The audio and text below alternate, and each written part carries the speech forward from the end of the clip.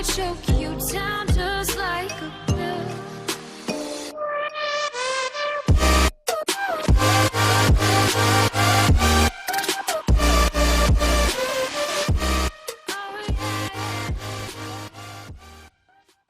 Hey guys and welcome back to King of hello.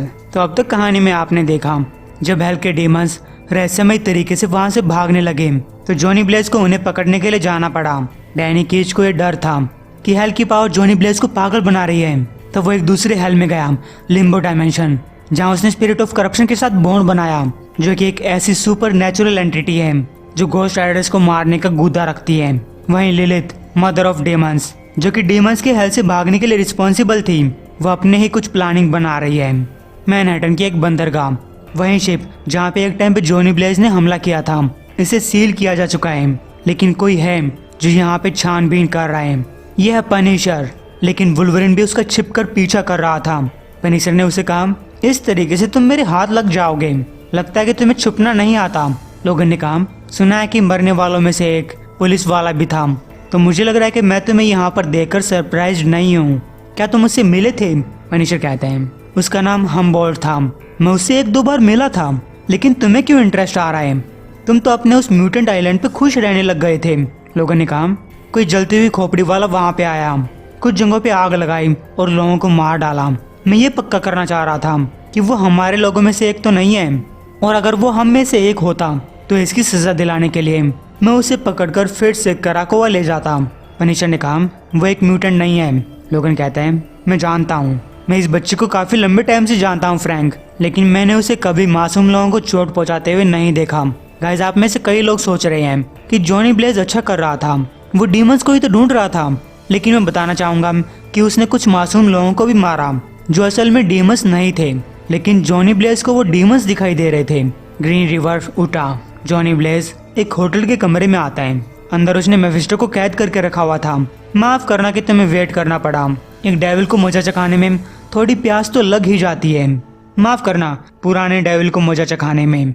Mephisto पूछता है, तुमने मुझे बाहर निकाला ही क्यों जब मुझे बेड़ियों में ही बांधना था? आखिर तुम क्या चाहते हो? जॉनी ब्लेज पूछता है, मैं तुमसे आखिरी बार पूछ रहा हूँ, वो डीमंस कहाँ जा रहे हैं? मेफिस्टो कहता है, तुम गलत सवाल पूछ रहे हो, तुम सच में उन डीमंस को तड़पाना चाहते हो? उन्हें जाने दो, तुम उन्हें ये इंसानी जिंदगी जीने दो, प्यार करने दो, आराम से रहने दो। धीरे धीरे वो हेल के बारे में भूलते चले जाएंगे, हेल में मिले हुए उस टॉर्चर के बारे में भूल जाएंगे, और जब ऐसा होगा, जब वो प्यार में पड़ेंगे, जब वो भूल चुके होंगे, तब तुम उनके सामने जाना और उन्हें घसीटते हुए फिर से हेल में ले जाना। वो चिल्लाएंगे, तुमसे प्रार्थना करेंगे, उन्हें इसी तरीके से पनिश करना चाहिए। वो जितना ज्यादा खोने से डरेंगे उतनी ही कड़ी उनकी पनिशमेंट होगी। ऐसा करने में काफी मजा आएगा। जॉनी कहते हैं, मैं तुम्हारी तरह नहीं हूँ मेफिस्टो, मुझे लोगों को तड़पाने में मजा नहीं आता। मेफिस्टो ने कहा, इसमें तुम्हारा ही नुकसान है, लेकिन जैसे कि मैंने कहा, वो कहाँ जा रहे हैं, किसके पास जा रहे हैं, ये बात इम्पोर्टेंट नहीं है। तुम्हारे सामने और भी काफी बड़ी मुसीबतें हैं। लिलिथ, वो तुम्हारी गद्दी को हासिल करने आ रही है। घोस्ट राइडर कहते हैं, उसे आने दो, मैं उससे पहले भी निपट चुका हूँ। मेफिस्टो ने कहा, वो अकेली नहीं है, सुना है कि उसके पास एक आर्मी है, वो एक लड़ाई की तैयारी कर रही है। पागल है, मेरे ऊपर गुस्सा है कि मैंने हेल की गद्दी इतनी आसानी से छोड़ दी और फिर तुमने वो सिंहासन हासिल कर लिया। तुम तो जानते ही हो कि औरतों की जिद कितनी खतरनाक होती है। जॉनी पूछता है, उन डीमंस के बारे में बताओ जो लास वेगस में तुम्हें बाहर निकालने की कोशिश कर रहे थे। मेफिस्टो ने कहा, वो मुझे बाहर निकालने की कोशिश नहीं कर रहे थे डिंग डोंग, वो लिलिथ के लिए काम करते हैं, वो मुझे मारने की कोशिश कर रहे थे। लिलिथ चाहती है कि वो खुद हेल की रानी बन जाए, और एक बार जब ऐसा हो जाएगा तब वो हेल को एक्सपेंड करना चाहती है। इसलिए मैं तुमसे कह रहा हूँ कि डीमंस तुम्हारी चिंता का बस एक छोटा सा हिस्सा है। मैं तुम्हारे साथ एक डील करूंगा, तुम मुझे यहाँ से नीचे उतार दो और मैं तुम्हें बताऊंगा कि लिलिथ अपने प्लान को कहाँ पे अंजाम देने की कोशिश कर रही है। फिर तुम जा सकते हो, जितने मिडनाइट सन्स को इकट्ठा करो कर सकते हो, ताकि तुम उससे लड़ सको। फिर जो ताकतवर होगा वही जीतेगा। तो क्या कहते हो? जॉनी ब्लेज ने कहा, पिछली बार जो मैंने तुम्हारे साथ डील की थी उसमें मेरा कुछ अच्छा नहीं हुआ। तुम कह रहे हो कि उसके साथ कुछ और लोग भी हैं, वो कौन है? मेफिस्टो कहता है, बेलास्को। लिलिथ हमेशा ही दो हेल्स को जोड़ना चाहती थी, हमारे हेल को लिम्बो डायमेंशन के साथ, और भी काफी सारे हेल्स हैं। अब भगवान ही जाने कि कौन कौन उसका साथ दे रहे हैं, लेकिन अगर उनका कुछ % हिस्सा भी लिलिथ के साथ आ गया तो मल्टीवर्स में हेल आ जाएगा। वहीं डैनी फिर से अपनी मॉम की कब्र के पास पहुंच चुका है। मैंने फिर से वही किया मॉम, मैं आज़ाद था। मैं सोचता हूँ कि तुम मुझसे बात कर पाती, मुझे बता पाती कि जॉनी आखिरकार कर क्या रहा है। प्लीज़, अब जब मेरे अंदर ये चीज़ आ चुकी है, मुझे काफ़ी खूंखार लग रही है। ये मुझे अंदर से मरोड़ रही है, बाहर निकलना चाहती है, दर्द पहुंचाना चाहती है। ये स्पिरिट ऑफ वेंजेंस की तरह नहीं है। वो स्पिरिट तो गुनहगारों को सजा देना चाहती थी, लेकिन ये और भी ज़्यादा चीज़ चाहती है। ये काफ़ी भूखी है। मुझे नहीं पता कि मैं इसे रोक भी पाऊंगा। पता नहीं ये चीज़ मुझे क्या बना देगी। काश कि आप यहाँ पे होती, आप मुझसे कहती कि सब ठीक हो जाएगा। गाइस, डैनी के आंसू का एक बूंद कब्र पे पड़ता है। तभी आवाज़ आई, डैनी। गाइस, ये सारा थी। मुझे तुम्हारी मोम के बारे में सुनकर बुरा लगा, लेकिन हमें कुछ बात करनी होगी। डैनी चिल्लाया, तुम फिर से मेरे पीछे आ गई। देखो, अब हम दोनों दोस्त नहीं हैं। मैं तुम्हारे साथ दिल से दिल नहीं मिलाना चाहता। तुमसे सिर्फ इतनी ही बात करना चाहता हूँ जितनी ज़रूरी हो। तुमने मुझसे झूठ बोला था, तुमने मुझे लिम्बो भेज दिया, और तुम जानती थी कि मेरे साथ ये सब होगा। सारा उसे दारू छीनते हुए बोली, हाँ मैं जानती थी, तुम सही कह रहे हो, लेकिन इस टाइम पे लाखों सोल्स दांव पे लगी हैं। एक घोस्ट राइडर पागल घूम रहा है, और एक ऐसी वॉर आ रही है जो सब कुछ खत्म कर देगी। अगर इसके लिए मुझे हम दोनों की जानें भी दांव पे लगानी पड़े तो ठीक है, ये बहुत छोटी कीमत होगी। डैनी ने कहा, तुमने अपनी जान तो दांव पे नहीं लगाई, तुमने मुझे वहाँ भेजा। सारा कहती है, तुम काफी लंबे टाइम तक घोस्ट राइडर रह चुके हो, अभी रोना धोना बंद करो, हमें काफी दूरी तय करनी है। वहीं बार के अंदर एमा अकेले काम कर रही है। उसे इतना काम करना पड़ रहा है जितनी उसकी सैलरी भी नहीं है। तभी उसे एक आवाज सुनाई दी, एमा। एमा को लगा कि सामने बैठा हुआ आदमी कुछ कहने की कोशिश कर रहा है, लेकिन फिर उसे वही आवाज सुनाई दी, पीछे मुड़ो एमा बोथमा, मेरा सामना करो, हेल के राजकुमार का सामना करो, और ब्लैक हार्ट को बताओ कि डैनी कीच कहाँ छुपा हुआ है। गाइस, ये मेफिस्टो का बेटा ब्लैक हार्ट है, जिसके बारे में आप कार्टून फ्लिक्स पे वीडियो देख चुके होंगे। वहीं डैनी कह रहे हैं, ठीक है केयरटेकर, चलो इसे खत्म करते हैं, मुझे जॉनी के पास ले जाओ, मैं उसे रोक दूंगा, फिर तुम मुझे ठीक कर देना, फिर मुझे तुम दोनों में से कभी किसी की शक्ल नहीं देखनी पड़ेगी। सारा ने कहा, तुमने पी रखी है, मैं तुम्हें गाड़ी चलाने नहीं दे सकती, मरने के बाद तुम मेरे किसी काम नहीं आओगे। डैनी कहता है, मैंने कहा मैं चला लूंगा, अब चलो, जितना कम टाइम मुझे स्पिरिट के साथ गुजारना पड़े उतना अच्छा है। लेकिन तभी एक गोली चली और डैनी नीचे गिर चुका था।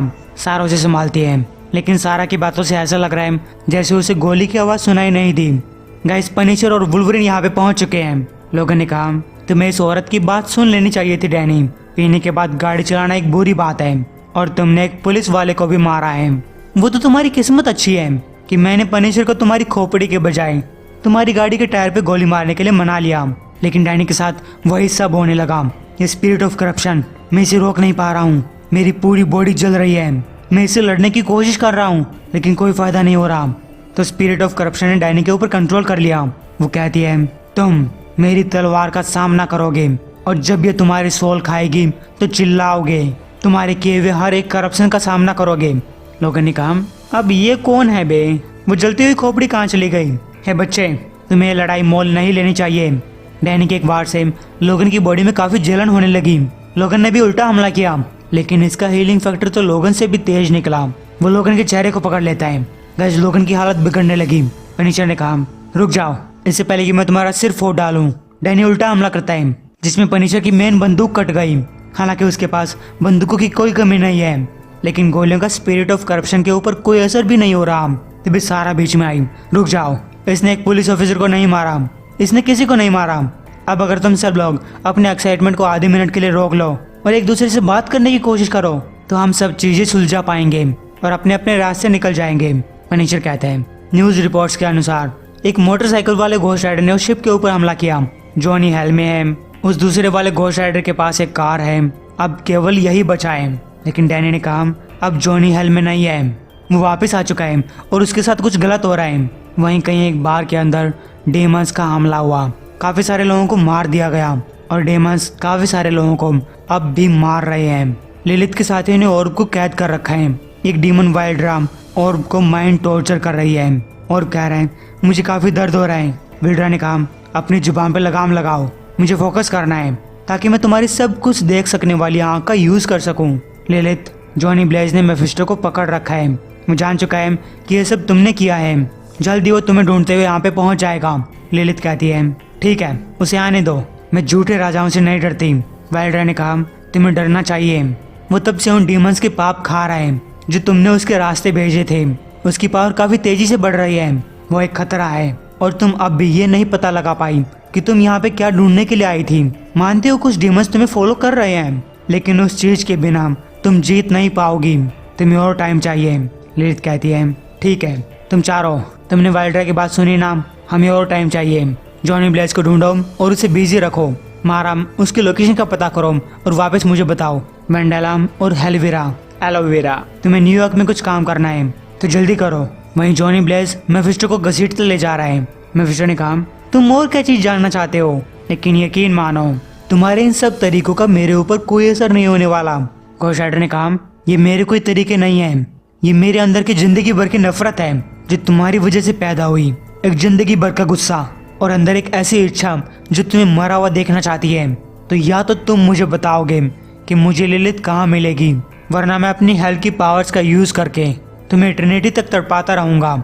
लेकिन गाइस, इसी बातचीत के दौरान घोस्ट राइडर ये नहीं देख पाया कि उसके सामने एक पोर्टल खुला और वो मेफिस्टो को लेकर सीधा उस पोर्टल में घुस गया। गाइस, जॉनी ब्लेज अपने सामने डॉक्टर स्ट्रेंज को देखते हैं। डॉक्टर स्ट्रेंज ने कहा जॉनी, तुम मेरे कैदी को आखिर कहाँ लेकर जा रहे हो। तो गाइस, उम्मीद है कि आपको ये एपिसोड पसंद आया होगा। एम करते हैं 1250 लाइक्स के लिए। उम्मीद आप जल्दी पूरा करवा देंगे।